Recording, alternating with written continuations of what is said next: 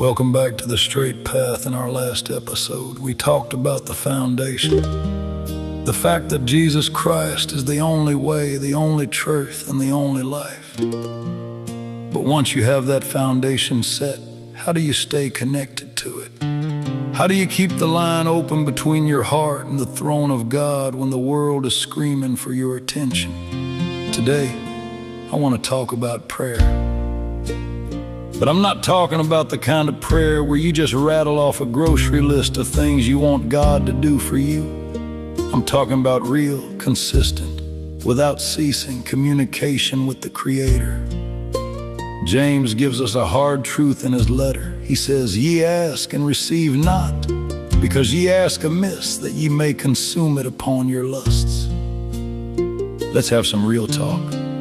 How often do we pray in vain?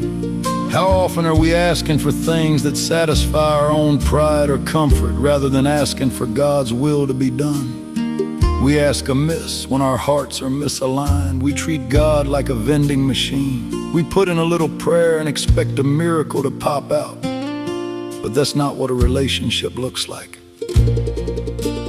Paul told the Thessalonians to pray without ceasing.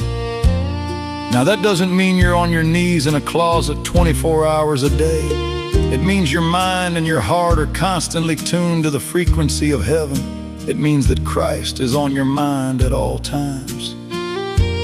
Think about your daily commute. You're driving down the road and someone cuts you off in that split second. Who is on your mind?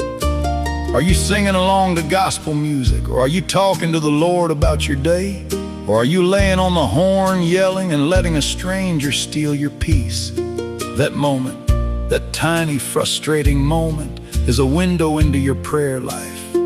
If your mind is on Him, your reaction will reflect Him. But if you've forgotten about Him the moment you stepped out the front door, your flesh is going to take the wheel. Are we carrying that mind of Christ through the grocery store? Through the stressful meeting at work, through the argument with our spouse? Or do we keep God in a box labeled Sunday morning and bedtime?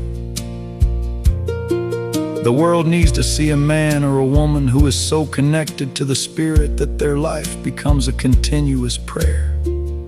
When you have that mind and heart for God, you start to see people differently. You start to see opportunities where you used to see obstacles. You stop asking, "Why is this happening to me?" and start asking, "Lord, what are you showing me in this?" If we truly believe that God can do anything, if we believe He is the living truth we talked about last time, then why do we pray like He's a last resort? We try to fix it ourselves. We worry ourselves sick, and then we pray. That is praying amiss. Trusting Him means talking to Him first. It means acknowledging Him in all your ways so He can direct your paths. Do you have that hunger to be near Him? Or has your prayer life become a chore? When you love someone, you don't have to be reminded to talk to them. You want to share your thoughts, your fears, and your victories with them. If we love God, we will want to be in constant contact with Him. This world is full of noise. It's full of distractions designed to make you forget who you are and whose you are. But when you pray without ceasing, you create a sanctuary in your own mind.